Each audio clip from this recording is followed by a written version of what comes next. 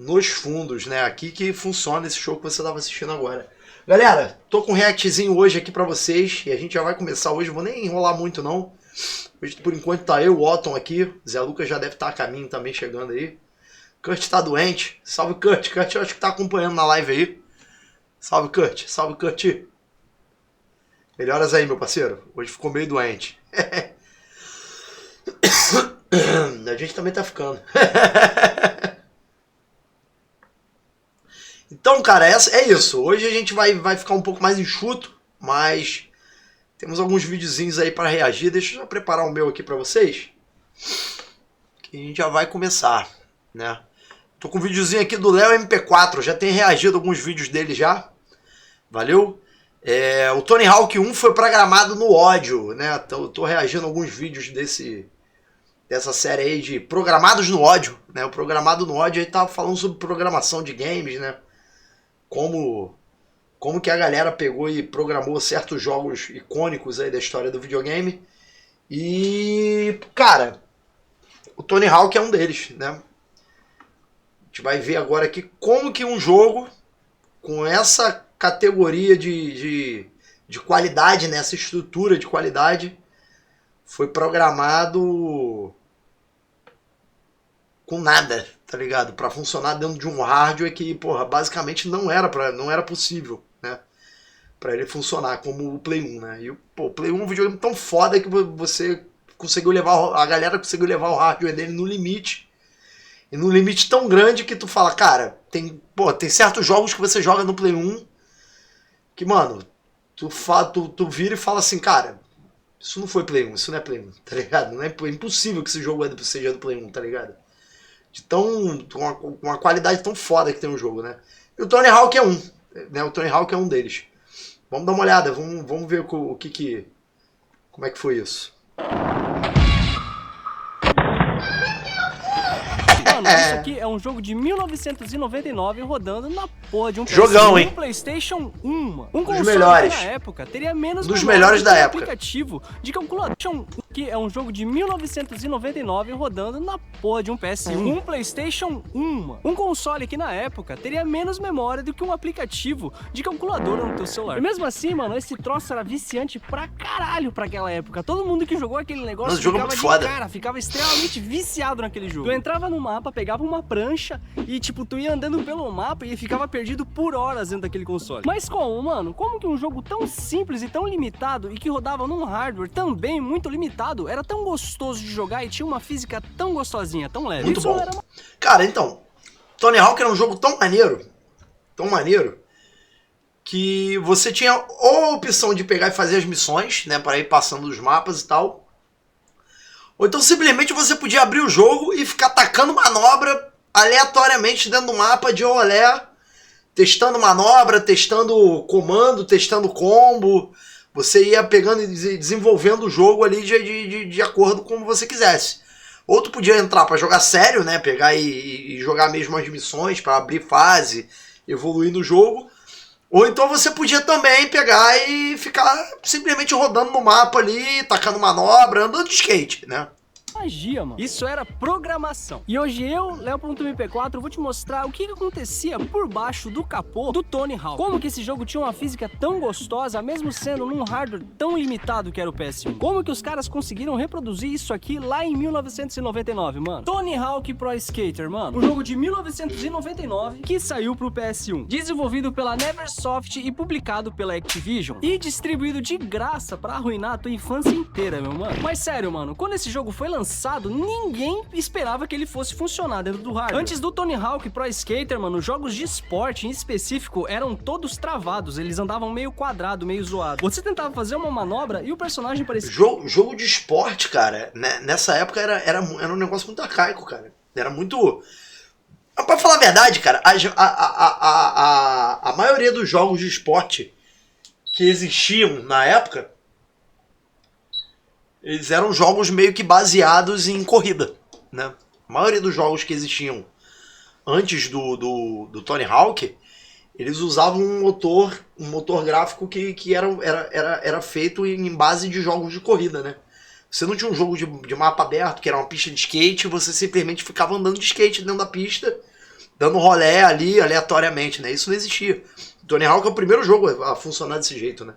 Antes era tudo corrida. Eu tava com cãibra, tipo, não rolava, não ficava de uma maneira natural, sabe? Aí veio a primeira onda, meu mano. Aí veio o Tony Hawk Pro Skater. Cara, o Tony Hawk pra época, ele era diferente de tudo. As manobras funcionavam, o skate deslizava como física real. As manobras se encaixavam, os combos ficavam fluidos. Física real. Caraca, desculpa, arrotei. Física real, cara, é um pouco forte, né? Porque o Tony Hawk é um jogo muito mentiroso, né? Porra, tu tacava uma manobra, voava 15 metros de altura, caía no fio do poste de overcrooked e ia, tá ligado? Então física real também é meio forte, né? Parecia que você realmente tava na pista de skate fazendo... Mas era um jogo que, pô, cara, tinha uma qualidade de jogabilidade sensacional, cara. Fora do comum pra época, né? Até pra hoje também, né? Tu pega Tony Hawk hoje pra jogar... Mano, é um jogo que desenrola tranquilo. Tu desenrola, joga um Tony Hawk como se fosse um jogo atual, tá ligado? As manobras. Era muito suave, era muito rápido. E funcionava, não ficava quadrado, não ficava aquela mecânica ridícula de videogame que tava sendo forçado, que tava sendo enfiado só pra rodar e só pra vender. Mas a pergunta que ninguém fazia na época, mano, porque todo mundo tava viciado, vidrado naquele jogo, é como é que eles faziam isso? Como é que eles programavam esse jogo tão fluido e tão redondinho pra um hardware tão limitado e pra pouca memória que a gente tinha disponível na época. E lembrando, mano, esse aqui não é um vídeo sobre nostalgia, esse canal não é sobre nostalgia. Não. A gente fala de engenharia de software, a gente fala da parte técnica do videogame, a gente fala sobre equipes mais legal, né? Em questão de tamanho, só que extremamente geniais em questões de otimização, em questão de software e hardware. A gente fala sobre como que um time pequeno com um hardware ridículo consegue fazer um bagulho foda. Tão genial, tão grande pra época. Mas antes de falar de software ou falar de hardware, mano, a gente vai precisar pegar e falar de um probleminha. Um probleminha que não parece ser coisa grande, mas é um problemão do caralho. Cara, como que se programa um skate? Tipo assim, ó, pensa comigo, um skate de verdade, ele tem o seu próprio peso, um skate de verdade, ele desliza, um skate de verdade, ele tem uma curva devagarzinha, se você der um chute nele e tirar o pé, ele continua andando um tempão, se tu virar o corpo, ele não vai virar na hora, ele tem o próprio peso do skate, ele vai curvando aos pouquinhos, é física real, é inércia, isso é verdade. Agora imagina que você é um programador no ano de 1998, e tu precisa colocar física real, inércia, um skate, tudo isso dentro de um jogo, e tu precisa colocar esse jogo dentro da porra de um PS1, mano. Não, e tem um detalhe que ele não fala, né? Isso tudo sem uma referência, né? Você não tem referência de jogo nenhum que funcionava desse tipo nessa época, né? Eu acho que é o que tornava o trabalho da programação mais difícil ainda, né? Literalmente você tava programando um jogo do zero, porque você não tinha referência nenhuma de outros jogos, né? Por exemplo, porra, você pega um Skate 3 hoje, né? Cara, claramente é um jogo diferente, é um jogo diferenciado, mas mesmo assim ele ainda tem uma referência do Tony Hawk, tá ligado? Não tem como não ter uma referência de Tony Hawk, entendeu? Existe uma referência do Tony Hawk ali. Tudo bem que os comandos são diferentes, tudo, mas existe uma referência do Tony Hawk. E tipo, quando a gente fala de um PS1, mano, a gente tá falando de um hardware que tem menos processamento que um micro-ondas hoje em dia. Ou seja, você não consegue simular a física real. Pô, esse jogo é muito maneiro, né, mano? É muito show esse jogo. Esse jogo é muito maneiro mesmo. Cara, agora que eu vi que é o passarinho, mano. Fala, passarinho, como é que tu tá, irmão? Tempo que eu não te vejo, meu parceiro. Fica aí com a gente na live aí. É caro demais pra aquele hardware, vai suprir muito pro... Esse aí é o Homem-Pássaro, artesão aqui da área aqui da região. Mano, mexe com artesanato pra caralho, passarinho, o Homem-Pássaro. Meu parceiro. Então o que você faz? O que eles fizeram na época? Você trapaceia, mano. Só que você tem que trapacear de um jeito muito inteligente. Saca só. Os caras da Neversoft não tentaram simular um skate de verdade. Eles não queriam colocar um skate ali realmente. Eles tentaram simular a sensação de andar de skate. E isso é completamente diferente. Pensa no GTA, por exemplo. O GTA, ele não tenta simular o andar de carro da vida real. Ele te dá a liberdade, ele te dá a chave pra você andar de carro. Só que não é uma física 100% real, completamente parecida com a vida real. Sim, é simplificado, né? É como a diferença de um simulador de voo e um jogo que vai tentar simular o andar de avião. É tipo comparar um simulador de voo e aqueles Pilot Wings. É tipo pegar um simulador de voo, tipo vamos botar aqui um Flight Simulator e um Ace Combat. Cara, são jogos totalmente diferentes, entendeu? O Ace Combat qualquer pessoa joga, tá ligado? Você dá um controle, dá um joystick na mão de uma pessoa, com um Ace Combat 3, por exemplo. E... eu falei o Ace Combat 3 porque é o mais clássico. Mas tu pega um Ace Combat 3, dá um controle na mão de uma pessoa e bota 10 minutos essa pessoa pra jogar um Ace Combat 3, essa pessoa vai desenrolar, mano. Ela vai desenrolar o Ace Combat, tá ligado? Ela vai desenrolar e, porra, com 5, 7 minutos, 10 minutos, a pessoa tá jogando. A pessoa já vai estar jogando, vai estar desenrolando o jogo. Agora tu pega um Flight Simulator, cara, tem gente que vai conseguir desenrolar, mas tem gente que não vai conseguir fazer nem o avião decolar, mano, tá ligado? Entendeu? Porque ele realmente é um simulador de voo, entendeu? Um Ace Combat não, um Ace Combat é um jogo de avião pra você jogar, entendeu? Essa é a diferença do Tony Hawk. O simulador de voo tenta copiar tudo, ele tenta simular tudo. A pressão do ar, a mecânica do motor, tudo. Ele tenta copiar realmente tudo que é andar de voo. E o Pilot Wing só quer que você se sinta voando. Ele não precisa copiar todo o complexo de andar de avião. Ele só precisa que você tenha a sensação de andar de avião. E o que o Tony Hawk fez? Tony Hawk escolheu o segundo caminho. Ele escolheu o caminho da sensação. Ele queria que você se sentisse andando de skate, não que você realmente simulasse um skate. Até porque você também não precisa ter noção de skate, né? Assim, o Tony Hawk ele é uma porta de entrada para muitos skatistas, principalmente da minha geração, né? Pra quem não tá ligado, eu ando de skate até hoje, né? Eu tô com vou fazer 37 anos. Então, assim... Aí, chegou? Ele tá tocando os aralhos. Vem pra cá. Vem pra cá. Vamos tentar aqui, vamos tentar desenrolar com esse rapaz aqui no meu colo. Esse aqui é meu filho, gente, pra quem não tá ligado. Não, aí você não pode meter a mão aí não, filho, senão vai dar merda. Vai tirar a live do lado. Então assim, cara, o que acontece? Um Tony Hawk, cara, por exemplo, vamos botar aqui, você pega um Skate 3, né? O Skate 3 ele é um simulador de skate, né? Você tem que ter um pouco mais de noção de skate. Tem que ter não, mas se você tiver um pouco de mais de noção de skate pra jogar, você desenrola o jogo melhor, entendeu? Agora, se você for jogar um jogo, tipo o Tony Hawk, por exemplo, que ele te dá a sensação de andar de skate, pô, é um botão, cada botão é uma manobra, entendeu? Um simulador de skate, por exemplo, como o Skate 3, o Skate 4 agora que saiu, né? Que não é Skate 4, é Skate ponto, né?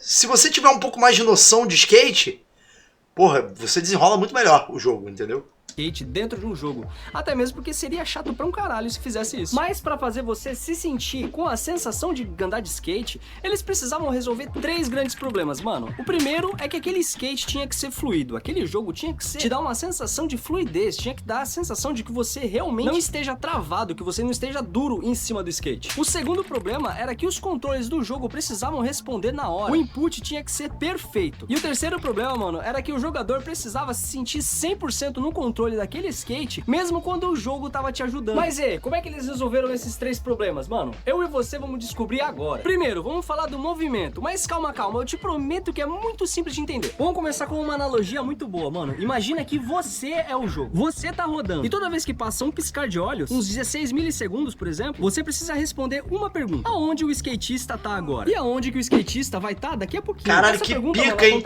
Você tem que pensar, na verdade, assim, você basicamente tem que programar antecipadamente, né? Antecipando o movimento do skatista, né? Do personagem, né? 60 vezes por segundo dentro do jogo. 60 vezes por segundo, mano. O jogo faz contas invisíveis 60 vezes por segundo só pra descobrir aonde é que o jogador tá naquele momento. É como se você tivesse um assistente hiperativo do teu lado perguntando a cada segundo: ah, o jogador se moveu, o jogador apertou o botão, o jogador não sei o que, o jogador fez isso, fez aquilo, ele acelerou, tem parede na frente, tem alguma coisa aqui, ele caiu. E você precisa responder esse teu assistente que tá te fazendo 1 bilhão de perguntas por segundo, mano, na velocidade da luz. Mas agora na prática, dentro do videogame, como é que isso aí funciona de verdade? Como é que na prática funcionava dentro daquele software? Cara, o jogo guardava algumas informações sobre o skatista, né? Sobre o teu personagem dentro do jogo. Tipo, a posição, onde é que ele tá dentro do mapa, coordenada X, Y e Z, longitude, latitude e altura, e ele também guardava a direção que você tava indo, ou seja, onde é que o teu bonequinho tava apontado. E toda vez... Então, tem uma outra questão também, né? Cada skatista no jogo, ele se movimenta diferente, né? Você joga com o Tony Hawk, ele tem um tipo de movimentação. Tu joga com o Steve Caballero, por exemplo, ele tem um outro tipo de movimentação.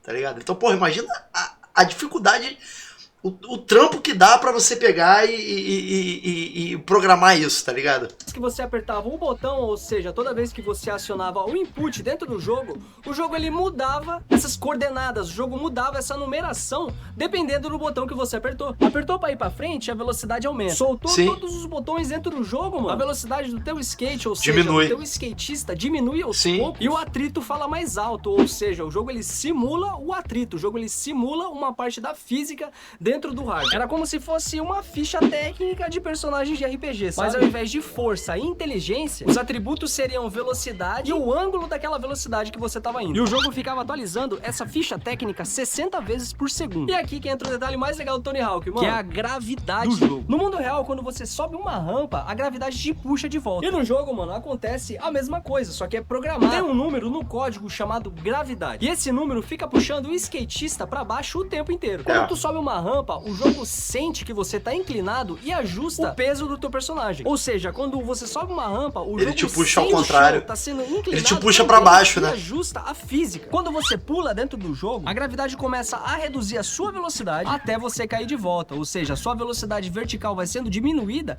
até chegar no zero. Daí você cai. Então como é que funcionava as curvas? Mano, as curvas é um capítulo à parte. Quando você girava o Tony Hawk, o personagem não girava instantaneamente. Tinha uma física. Porque era a física do skate. Era a física do skate. É como se ele estivesse fazendo o jogo de corpo do skate e virava como se fosse o skate mesmo. O skate ele não vira de uma vez só, né? Você, conforme você vai jogando o corpo pro lado que você quer virar, ele vai virando gradativamente, entendeu? Então você tem que trabalhar com isso.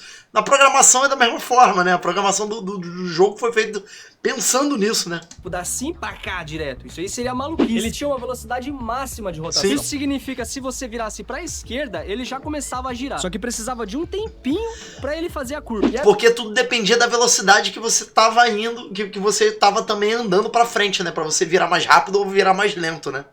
É isso que dava a sensação de que o personagem tinha peso, que aquele skatista realmente tinha massa. Só que, e se você batesse... É porque tem uma questão do skate.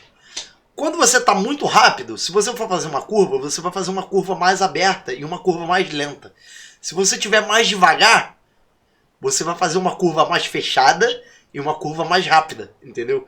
Então, eles levaram isso em consideração no jogo também, né? Numa parede dentro do Tony Hawk Pro. Colisão, mano. Esse é um dos problemas mais difíceis dentro dos jogos 3D. Como que o jogo sabe que você bateu na parede? Imagina que cada objeto no mapa, mano, é uma parede invisível. Chão, caixa, rampa, tudo isso, mano, é uma parede invisível, só que tá naquele formato de parede, de caixa, só pra deixar o jogo mais bonito, pra deixar o jogo mais style, tá ligado? E também pra colocar você dentro da imersão daquele jogo. Só que o jogo, ele não vê gráfico bonitinho. O jogo, ele não vê aqueles gráficos que ele deixou você ver. O jogo, ele vê um montão de parede invisível. E toda vez que o skatista entra em contato com uma parede dessa, com uma velocidade alta, pum, existe uma colisão detectada. Ou seja, você caiu de boca no chão ou você bateu de... Não, até porque essa queda ela já tá programada, né? Se você não apertar, se você não... Eu costumo dizer muito que videogame é tempo. Se você não respeitar o tempo do comando, você dá o comando num tempo errado, né? Fora do tempo do jogo, automaticamente o personagem cai, entendeu?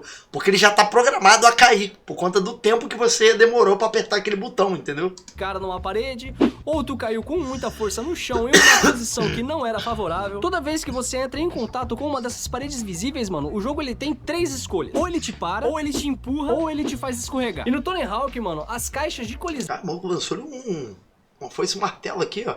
Aqui. O comunismo bem aqui na parede, aqui, ó. Caralho, mano.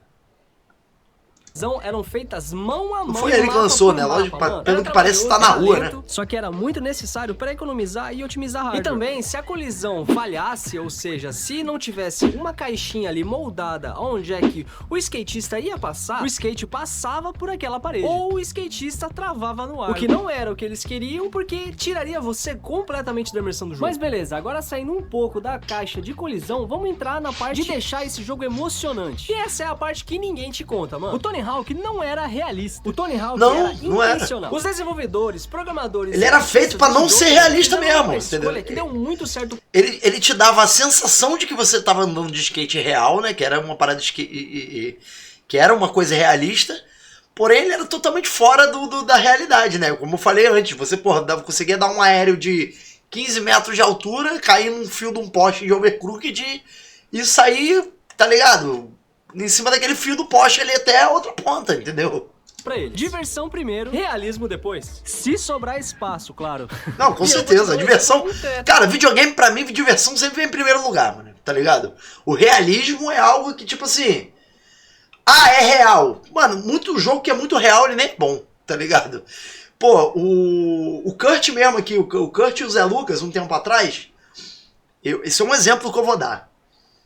Eles me deram uma dica de um jogo que era o Assetto Corsa, que era um jogo de corrida. E aí, há pouco tempo atrás, na loja da Microsoft, esse jogo tava, tipo assim, custando R$14. E eu nunca tinha jogado. Aí eu falei, caraca, vou jogar o Assetto Corsa, tá ligado? Eles falaram pra mim que era o melhor simulador de corrida que tinha, tá ligado? E na época eu tava jogando o Forza Motorsport, que é um puta no simulador de corrida bom pra caramba, tá ligado? Aí fui jogar o Assetto Corsa. Cara, eu confesso que eu comprei o jogo e eu joguei o jogo um dia, tá ligado? Porque era realmente um simulador de corrida muito foda, um simulador de carro, de pilotagem, muito, muito perfeito, entendeu? Porém, não é um jogo divertido. Eu não achei o jogo divertido de jogar, não é um jogo prazeroso de jogar, entendeu? Disso, mano. Na vida real, se você... Pelo menos pra mim não foi, né? Aquela manobra de deslizar pelo corrimão, você simplesmente cai, mano. Tu cai no chão feio ainda, tudo fudido. Agora, no Tony Hawk, só de você chegar perto daquele corrimão, só de você estar próximo do corrimão, o corrimão te puxava pra ele. Ou seja, existia uma zona invisível em volta de cada... Não, tu vai tirar a live ali, vai dar merda. Se você entrasse nessa zona invisível com um ângulo ali mais ou menos certo, o jogo assumia o controle e te deixava como segunda mão. E te colocava naquele grind e te colocava dentro daquela manobra. Isso se chama Snap to Surface. A manobra entrava no automático, né? Ou seja, você tá perto... A manobra entrava no automático. Já que tu tava ali, ela entrava, né? Às vezes tu nem queria atacar a manobra, né? Não era isso? Daquela manobra. Isso se chama Snap to Surface. Ou um ângulo ali mais ou menos em volta de cada grind. O corrimão te puxava pra ele. Ou seja, perto daquele... Tu cai no chão feio ainda, tudo fudido. Agora, no Tony Hawk, só de você chegar perto daquele corrimão, só de você estar próximo do corrimão, o corrimão te puxava pra ele. Ou seja, existia uma zona invisível em volta de cada grind. E se o skatista entrasse nessa zona invisível com um ângulo ali mais ou menos certo, o jogo assumia o controle e te deixava como segunda mão. E te colocava naquele grind e te colocava dentro daquela manobra. Isso se chama Snap to Surface. Ou trava na superfície, ou seja, você tá perto do corrimão, você se aproximou o suficiente, então beleza, vem cá e vamos fazer essa manobra, mesmo que você não saiba. E é isso que realmente faz o jogo parecer tão gostoso e tão fluido. Não pode porque não, você não filho, precisa mexer saber, ele você não precisa ter 1 bilhão de habilidade dentro daquele jogo. Você acha que tá sendo habilidoso, pode você mexer acha ele não, meu que filho. entende muito bem daquele jogo. Mas na verdade, o jogo ele facilita muitas das vezes e muitas das manobras pra você aproveitar o jogo. Pra você se divertir, porra. Isso não é só nos grinds. A ideia era essa, a ideia do jogo era você se divertir. Rampa e aterrissar, existia uma janela de tolerância, vamos dizer assim. Se você caísse num ângulo quase certo com o chão, não precisava ser perfeito, não precisava ser 100% certinho, precisava ser só quase certo, só quase ideal. O jogo deixava você aterrissar de boa. No mundo real, você quebraria o tornozelo. No mundo real, você ia ficar fudido no chão com o tornozelo quebrado. Com certeza. Ficar semanas, meses com o tornozelo fudido, o resto da vida ia ser. No jogo, sucesso, mano, mete marcha. Vamos pra próxima. Como se fosse aquele jogo de dança, onde é que aquele perfeito aparece, mesmo quando você errou a parte de dançar, mesmo quando você tava levemente fora do ritmo. Ou seja, existe uma margem de erro que você pode errar e tá de boa. O jogo ele vai simplesmente tolerar. Mas por que que isso acontece? Pra não acabar com a diversão. Se você deixar o jogo muito difícil, o jogador ele vai simplesmente olhar pra aquele jogo e falar: não, eu não consigo jogar essa porra, então tchau, eu não quero mais jogar isso. É exatamente o que aconteceu comigo com o Assetto Corsa, entendeu? Cara, um jogo é tão difícil, é uma simulação de corrida tão complexa, cara, que, cara, eu simplesmente não consegui jogar. E aí, eu lembro que eu comprei o jogo num dia, eu passei horas tentando jogar o jogo, e eu desisti, simplesmente desisti, o jogo tá lá no meu videogame lá, eu não abro mais o jogo, entendeu? Gastei R$14, pelo menos foi R$14, né? Não foi 300. Eu vou dropar esse jogo. O jogo fica frustrante a um ponto de você nem conseguir jogar. Ele deixa de ser divertido. Nenhuma pra quem vai deixa jogar. de ser divertido. Os designers de jogos, mano, chama isso de game feel. Game feel, mano, é basicamente aquela sensação de que o jogo responde muito bem. De que quando você falha no jogo, você falha por culpa sua, não por falha do videogame. Isso é muito mais difícil de programar do que parece, mano. Porque você precisa enganar o jogador de uma maneira que ele não vai perceber que está sendo enganado. A Neversoft, mano, passou meses só programando. Até porque também esse jogo fica muito fácil, também não tem graça, né? Por exemplo, vou voltar nos jogos de corrida. Tu vai jogar um Forza, por exemplo, igual saiu agora o Forza 6, né? O Forza Horizon 6. Eu, por exemplo, quando eu vou jogar, eu desativo os comandos automáticos, tipo freio automático, curvas automáticas, entendeu? Porque o jogo também fica sem graça. Ele tira pra mim aquele grau de dificuldade, entendeu? Então, se você automatizar muito também o jogo, também não dá um grau de dificuldade no jogo, ele também deixa de ser divertido. Então, cara, essa é a questão do Tony Hawk que ele tá falando. O Tony Hawk ele é um jogo que ele é feito na dosagem perfeita. Entendeu? Por isso que fez o sucesso do caralho. E só ajustando esses números. Por exemplo, a margem de tolerância dos grinds, quando você vai... Galera, deixa eu deixar o baixão ali com a mãe dele ali do lado rapidinho. Que ele tá querendo mexer aqui nos teclados aqui, nos equipamentos aqui, e vai acabar zoando a live aqui. Só um minuto que eu já volto. Vamos lá pra mamãe. Vamos. Deixa eu deixar ali com a mamãe, tá? Papai terminar aqui, papai te pega. Pra gente brincar. Tá bom? Só um minuto, galera. Já volto aí. Dá tchau. Tchau.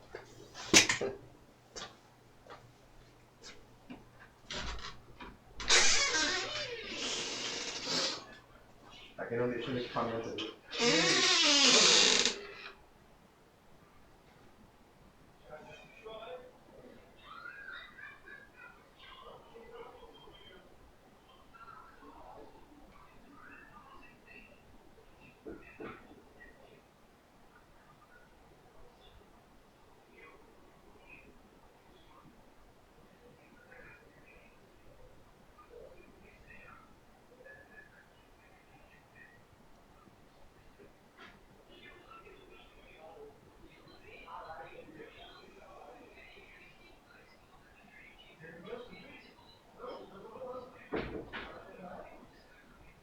Já. Eu tive que parar por causa dele ali.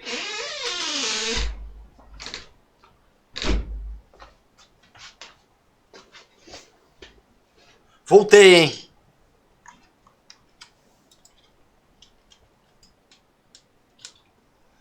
Pular em um grind, você precisa de um número pra decidir, tipo, quão lógico é você acertar aquela manobra. As margens de tolerância da aterrissagem também, mano. O quão lógico, o quão inclinado aquele skate precisa estar pra não ficar feio pro jogo, pra não parecer que ele realmente tá te enganando, que ele realmente tá facilitando pra ficar mais fácil pra você. A velocidade de rotação nas curvas que você acertava ou você errava, também tinham que ter uma margem. E isso aí não acontecia de maneira automática. Você não tinha um número perfeito de ajuste. Era teste atrás de teste, até ver aonde ficava menos perceptível que o jogo estava te enganando, que o jogo estava deixando mais fácil para você, facilitando o teu lado como jogador. Não existia fórmula mágica, não existia uma maneira rápida, era jogar, testar, sentir que não estava óbvio e testar de novo, até chegar da maneira mais próxima de ser real. E quando os jogadores começavam a ficar bom no jogo, quando os jogadores já tinham um tempo de experiência dentro daquele software, dentro daquele joguinho, eles percebiam essa facilitada que o jogo dava para eles, e ao invés deles enjoar do jogo, ao invés de ele olhar e falar, caralho, isso aqui tá... Ele começava a usar o favor dele. Isso a seu favor. Eles utilizavam aquelas manobras que eram mais fáceis de fazer, aquelas manobras pra fazer mais ponto. Que o jogo ia facilitar pro lado deles, mano, pra fazer combos mais fortes, combos maiores. Eles E chegavam aí, em ângulo...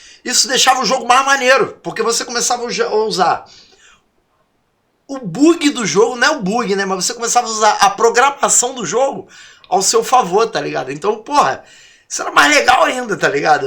Tu quebrava uma quarta barreira do jogo, tá ligado? Os impossíveis nos grinds, porque sabia que o jogo ia facilitar pra eles. Eles transformavam aquele bug que eles sabiam. Assetto Corsa é maneirinho, é maneiro, mas é nicho.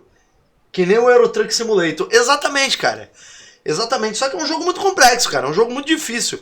Ele tem um grau de dificuldade tão grande, o Assetto Corsa, que ele não se você não gosta mesmo, você não cai de cabeça pra dentro desse jogo, que é pra esse estilo de jogo, que é os simuladores de corrida, Tu não acha divertido, cara. Não é um jogo divertido, entendeu? Sabiam que eles conheciam que o jogo ia facilitar. Videogame tem que ser divertido. Só que os programadores também previram que isso ia acontecer, né, mano? Tipo, vai ter um jogador mais habilidoso, vai ter um jogador que vai jogar aquele jogo por mais tempo, então ele vai usar aquilo ali como ferramenta, ele vai utilizar aquilo ali pra pegar e se facilitar dentro do jogo. Só que isso também já era previsto, mano. O jogador habilidoso mais ajuda invisível do jogo é igual um combo do caralho, um combo sinistro. E um combo sinistro dentro de um jogo às 2 horas da manhã é igual ao jogador feliz, ou seja, vai ter mais tempo jogado naquele jogo. E agora também, já entrando no assunto de tricks, mano, como que os combos e as tricks funcionavam dentro do Tony Hawk? Porque assim, o coração de Tony Hawk, mano, não era só tu pegar teu skate e sair andando aleatório. As tricks e os combos tinham uma importância grande pra caramba. O coração do Tony Hawk, você passar mano, de fase, manobra, conectar combo, fazer pontuação e explodir, meu mano. Mas como que o jogo sabia o que você tava fazendo? Qual combo? Como é que o jogo sabia qual combo você faria? Olha só, mano, eu vou te explicar ponto a ponto. Cada trick era uma combinação de botões dentro do jogo, dentro do input dele. Você apertava X pra cima, kickflip. Você apertava quadrado pra baixo, nose grab. A todo momento o jogo ficava monitorando os seus botões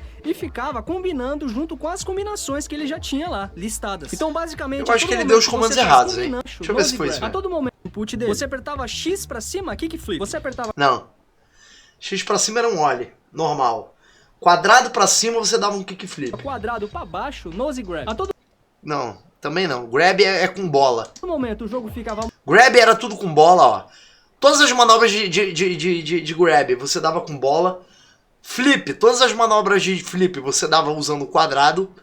Todas as manobras de grind você dava usando o triângulo, entendeu? Grab são manobras que você segura o skate na mão. Flip são manobras que você gira o skate.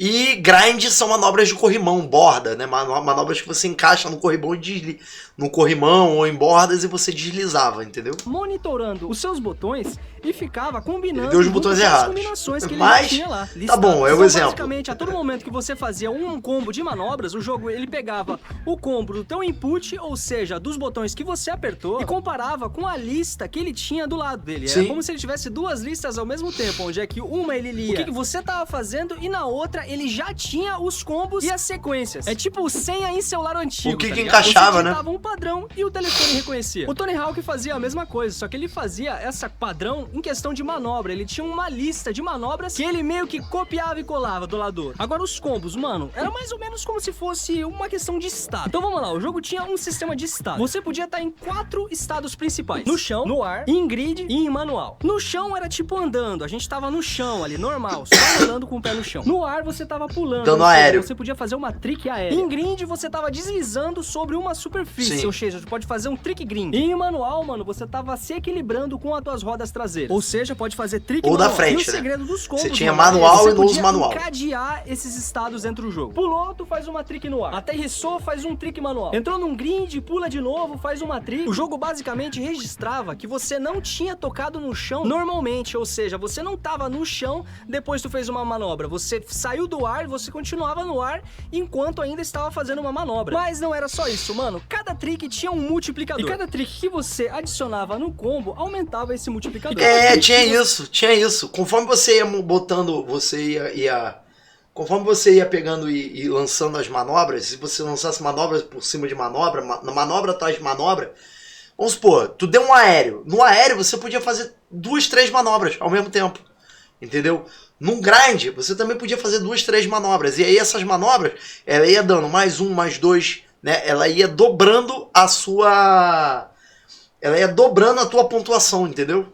Você adicionava esse combo, mano, aumentava e multiplicava esse multiplicador. Sim. Ou seja, a primeira trick era X1. 2 tricks em combo já eram X2. 3 tricks eram X3. E assim por diante, mano. E isso dentro do jogo, mano, criava uma matemática meio que contínua e multiplicadora que fazia você se viciar naquela bomba. Era uma matemática perversa e extremamente viciante pra aquela época, pra 1999. Uma única trick valia, viciante até hoje, pontos, mas 3 tricks em combo com o multiplicador X3 valiam uns 900 pontos. Não é 300, não é 200, é 900 pontos. Porque cada trick multiplicava o total, não só adicionava. É como os juros compostos, tá ligado? Você lembra lá na quinta série? Não, era um jogo que automaticamente ele fazia você ficar bom naquela porra.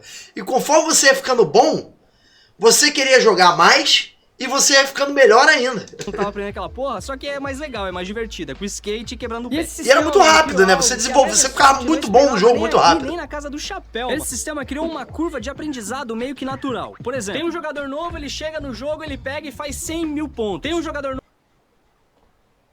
novo, ele chega no jogo, ele vai lá e faz 10 mil pontos. Mas o jogador veterano, ele descobria combos diferentes, ele fazia a parada de uma maneira diferente que o jogador novato faz, ia lá e fazia 200 mil pontos. Daí tinha um outro cara que jogava 15 horas seguidas e ele ia lá e batia 300 milhões de pontos. E o mesmo sistema servia pra todo mundo, só que os caras, tipo, tinham mais tempo de jogo, os caras tinham mais habilidade, mais experiência no jogo, sabia fazer os combos maiores. Isso, mano, é design de um jogo brilhante. Hoje em dia sabia os tempos do jogo, né? É muito natural a gente ter o sistema competitivo, é muito natural a gente ter aquele sistema de pontos, sistema de ranked, mas pra 1999, num PS1, mano, era algo brilhante, era algo, puta, fora da curva. E os specials, mano, as manobras dos personagens especiais dentro do Tony Hawk. Você precisava encher uma barra de combo especial pra fazer aquele combo especial. E esses combos especiais, mano, valiam muito mais pontos pro jogo. No código, isso era muito simples. Tinha um número que representava a barra especial, e quando esse número chegava no topo, quando esse número chegava na pontuação máxima que ele podia estar, acionava uma flag. Uma bandeirinha dentro do jogo, basicamente dizendo, olha, mano, isso aqui tá disponível, isso aqui já dá pra ser ativado. Aí sim o jogo ele pegava e liberava as manobras especiais pra você, aí sim você ganhava aquelas manobras especiais pro teu personagem. E assim, mano, não era mágica, mano, era só uma variável com uma condição final. Mas pro jogador, pra gente que era criança, jogando aquele jogo de skate naquela época, era um bagulho especial pra caralho, a gente achava muito foda. Mas aí, mano, como que eles conseguiram fazer isso aqui dentro do PS1 com as suas limitações? Sendo que o PS1 era um hardware bem limitado pra época, como que eles conseguiram colocar esse jogo dentro desse hardware? Tudo bem, movimento, física, combos, parece que a gente tem tudo resolvido, né? Parece que a gente já tem um CDzinho pronto e é só colocar pra vender e já era. Mas existe um enorme elefante nessa sala, mano, que é o hardware. Mano, esse console era fascinante pra caralho pra época e também era limitadíssimo, mano. A gente tinha 2 megabytes de memória RAM. 2 megabytes de memória RAM. A foto que tu tirou ontem do lanchão que você comprou na esquina ali por 30 pila, mano, provavelmente tinha mais memória do que isso aí. todo o PS1 inteiro. E a GPU, mano, pela boa, né? Tá esquecendo? E a GPU, mano, ou seja, o chip que desenhava os gráficos na tua tela não tinha nenhum ponto flutuante. Ponto flutuante, mano, é tipo uma matemática que você usa pra calcular física de uma maneira precisa, de uma maneira 100% concreta. Então, o que eles fizeram? O PS1 meio que tinha que fazer uma versão simplificada desse ponto flutuante. E era por isso que os gráficos do PS1 tremiam, era por isso que quando você via a Lara Croft,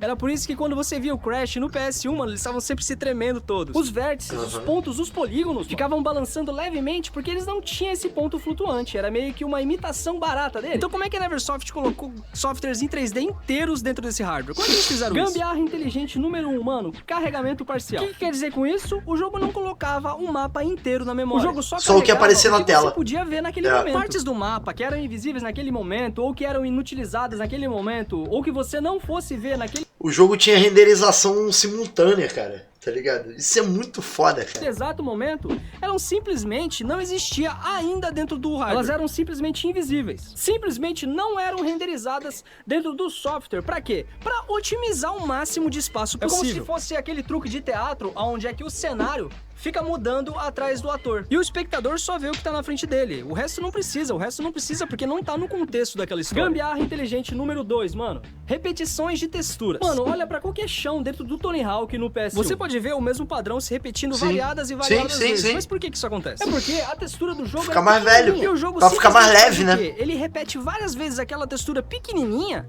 pra ficar padronizado aquele chão, pra cobrir aquela área toda. Isso, mano, economizar uma memória ridiculamente grande. Gambiarra inteligente número 3, não 2, 3. Geometria simplificada, mano. Os personagens do Tony Hawk e do PS1, mano, eram ridiculamente feios. Mas por quê? Porque eles eram feitos de pouquíssimos polígonos, mano. Eles eram feitos... Porque eles estavam em movimento, pô. Se você pausar... Estava em movimento o tempo inteiro, então você não conseguia reparar nos detalhes do personagem, entendeu? Então o personagem, ele era mais tosco do que todo o restante do jogo, entendeu? Tá o jogo e olhar diretamente... Visualmente ele era mais tosco. Parece que ele é um origami, ele é todo quadradão. Ele parece que é de papel. Braços triangulares, cabeça quadrada. Parece que é um papercraft, tá ligado? Porém, em movimento e com a câmera afastada, tu não tá nem aí, mano. E o ano era 1999, ninguém tava ligando o gráfico, tava todo mundo cagando, tava todo mundo jogando pra se divertir. Não, só em ser em 3D, mano, já era do caralho. Ah, mas é quadrado. Pô, foda-se, mano, tá ligado? Antes era a porra de um bonequinho de pixel que ficava na tela, colorido, andando pro lado, tá ligado? Agora você vê uma câmera de trás com profundidade, o boneco anda pra frente, ah, mas é quadrado. Pô, mano, tá ligado? Era o que tinha e era muito foda, entendeu? Ninguém nem tava se importando com gráfico. Mas essa era uma habilidade muito foda dos programadores, dos artistas da época. Essa era uma habilidade muito importante pra saber exatamente o mínimo do que o olho humano precisa saber pra desenhar algum jogo. Pro olho humano olhar pra um jogo e falar, ah não, tal coisa é tal coisa. Tá bom, tá feio pra caralho, mas é tal coisa. O Tony Hawk tá parecendo o Creeper do Minecraft, mas tá bom, tá tudo bem. Não era sobre fazer bonito, era sobre fazer Era sobre fazer o suficiente pra você identificar. Gambiarra número 4, mano, e essa aqui é a minha favorita. A fog, a névoa do jogo. Sabe aquela névoa que você vê nos jogos, lá longe, nos jogos de PS1, mano? Aquilo lá renderização. Não era estética, aquilo lá era otimização pura. A névoa servia pra renderizar, basicamente pra quê? Pra esconder as partes do mundo que não tinham sido carregadas. Por que tudo tá muito longe e tudo tá muito nebuloso lá longe? Porque aquelas partes não foram carregadas ainda. E você não pode saber que aquelas partes não foram carregadas. Olha lá, e aparecendo. Aqui, ó, se tu olhar, o cenário ele ia surgindo. Tudo tá muito longe e tudo tá muito nebuloso lá longe, porque aquelas partes não foram carregadas ainda e você não pode aqui, saber se você que prestar aquelas atenção, partes não foram carregadas ainda, porque senão vai estragar a imersão do jogo. É um dos melhores exemplos. Ele ia surgindo no restante dos cenários, né? Estética. Dentro dos jogos, esse é o melhor exemplo possível. As pessoas da época, mano, até sentiam falta daquela névoa. As pessoas da época até sentiam falta daquela névoa nebulosa que tinha no fundo quando foram jogar outros jogos mais pra frente avançados. O pessoal novo que jogava os jogos de PS2 olhava e falava, caralho, mano, cadê aquela névoa? Todo mundo ficava meio assim, né? Porque eles sentiam falta não da limitação em si, mas sim da estética. É porque virou uma estética, né? Os jogos do PS1 traziam e já não tinha mais no PS2. Só no Silent Hill, só no Resident Evil, mas aí já é outra história. Então aqui a gente entra em um ponto, mano, que programar jogos pro PS1 era uma baita de uma arte da sobrevivência. Era uma baita de juntar otimização, estética, tudo no mesmo estilo de programação. Você tinha pouco, só que precisava entregar muito, entende? E a solução, mano, era sempre quase a mesma. Simplifica, otimiza, engana o olho e reza, meu mano. Reza muito pra essa porra rodar o mais liso possível. Enfim, mano, o Tony Hawk nunca foi reconhecido pelos seus gráficos. Tony Hawk nunca foi reconhecido por ser um jogo extremamente realista. Hoje em dia a gente vê uns jogos tipo o Tony Hawk, assim, até dá risada, porque era muito bizarro pra época. E já tinha jogos mais bonitos, sim. E aqueles gráficos envelheceram meio mal, mas o que torna o Tony Hawk muito bom, mano, não era nem os gráficos. Era a jogabilidade. E ele também não era impressionante. Era a jogabilidade e a mecânica de jogo, né? Você era um skatista, você andava de skate. Já acabou, já era. Mas ele era muito importante por um simples fato de que ele foi um jogo no ponto que meio que decidiu, onde é que um grupo de programadores decidiu que, não, a sensação é mais importante que o realismo. A sensação é mais importante que a profundidade. Mas valeu, rapaziada, esse foi o vídeo e um beijo muito bom, Mario, rapaziada. Se vocês me derem sugestões pra vídeos, eu ficaria muito feliz. Muito bom, se vocês quisessem que eu trouxesse aqui, beleza? Pode jogar pro cara. Valeu. Muito bom o vídeo, hein? Muito bom o vídeo, muito bom mesmo. Esse daí foi o vídeo do Léo MP4. Léo MP4, Tony Hawk Skate 1 foi programado com ódio. Mano, muito boa a série do cara. Cara, Tony Hawk é um jogo que, pra mim, foi um dos melhores jogos assim que eu joguei. E, cara, hoje se eu ando de skate é por conta de Tony Hawk, entendeu? É o jogo que me iniciou a querer andar de skate, a me interessar por isso, entendeu? Ando de skate desde os meus 11 anos de idade. Tô com 36 hoje, porra, mano. É o esporte que eu levei pra minha vida, tá? E tudo isso é graças ao Tony Hawk, graças ao Play 1, tá ligado? Então é isso, tá? Galera, vou ficar por aqui. Vou pedir pra você se inscrever no nosso canal, ativar o sininho, dar um like, tá? E não deixar de comentar nos nossos vídeos, tá? A gente tem corte todo dia saindo, todo dia tem vídeo, todo dia tem um reactzinho desse aqui saindo. Então, comenta lá pra ajudar. Valeu, galera? Compartilha, bota nos grupos de vocês aí esse react nosso, tá? E é isso. Eu vou passar agora pra vocês aqui pro próximo. Acho que é o Otton que vem agora. Valeu? E daqui a pouquinho a gente tem mais react aí pra vocês, tá?